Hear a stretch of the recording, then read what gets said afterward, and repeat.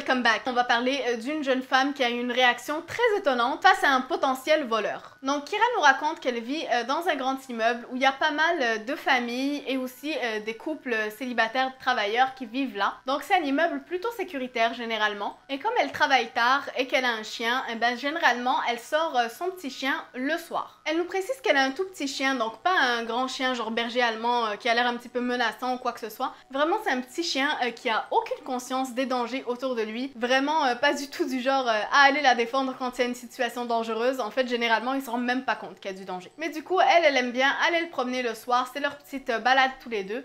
Mais elle reste pas très loin en fait de l'appartement, elle reste dans la résidence. Juste derrière le parking, il y a un petit chemin avec un petit peu de boisé, etc. Mais généralement, elle va pas aussi profond dedans, elle décide de rester juste sur le bord des buissons. Donc cette soirée-là, comme d'habitude, elle est allée promener son chien.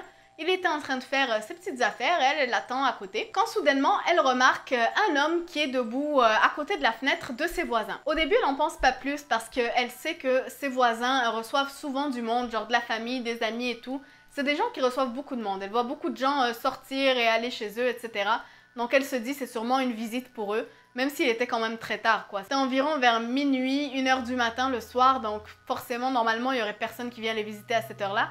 Mais elle s'est pas posé la question plus que ça. Seulement, à ce moment-là, cet homme s'est retourné vers elle, elle l'a regardé droit dans les yeux et a commencé à marcher vers elle. Donc tout s'est passé très vite, mais dans sa tête, ça a été très lentement. Parce qu'elle a d'abord remarqué que cet homme commence à marcher de plus en plus vite vers elle, donc elle se demande pourquoi, est-ce qu'il me connaît? Moi je le connais pas.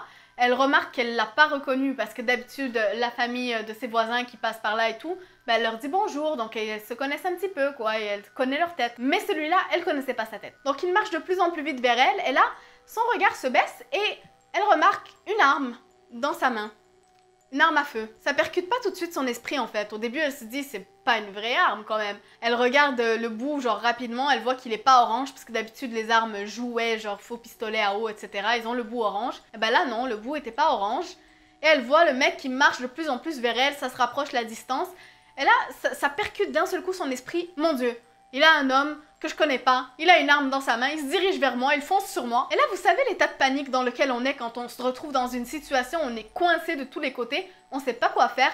Elle est toute seule dehors, la nuit, vers 1h du matin, il y a personne pour l'aider, même si elle crie, personne va l'entendre, l'immeuble est quand même assez loin. Enfin, c'est pas super loin, mais c'est quand même très loin que personne va pouvoir venir à temps pour la sauver. Elle pense d'abord qu'elle pourrait s'enfuir dans le bois, mais elle se dit que c'est une très mauvaise idée parce que, ben oui, je suis d'accord avec elle. Si elle s'enfuit de ce côté-là, l'homme peut facilement la rattraper et si elle est dans les bois, eh ben, elle a encore moins de chances de se faire sauver que si elle reste un petit peu à la vue de tous. L'homme est très grand et très costaud et elle sait qu'elle a aucune chance contre lui parce qu'elle est très petite et très mince, donc elle aurait aucun moyen en fait de venir à bout de force de lui. Donc là, son esprit, d'un seul coup, la solution lui a apparu et en fait son corps a agi sans qu'elle puisse penser plus que ça. Elle a tiré un petit peu sur la laisse de son chien pour lui signifier qu'il est temps de partir.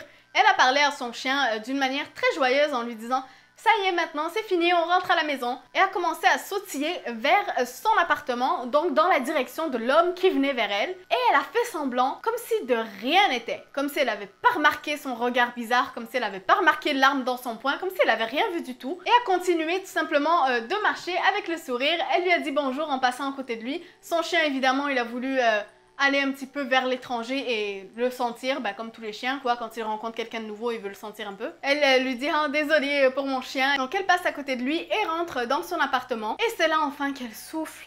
Mon Dieu, elle arrive pas à croire ce qui vient de lui arriver en fait. Elle arrive même pas à croire sa propre réaction, comment elle a pensé tellement rapidement.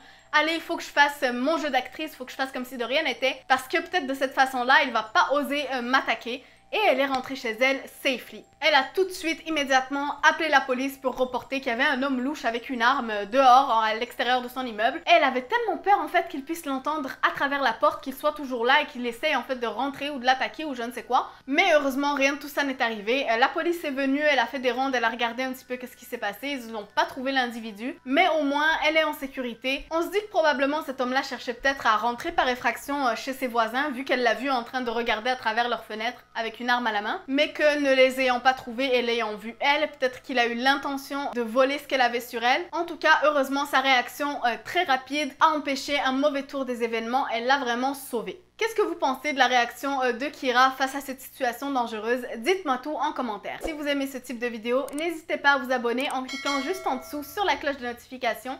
Comme ça, vous serez averti de toute prochaine vidéo. Et vous ferez partie de ma YouTube Family.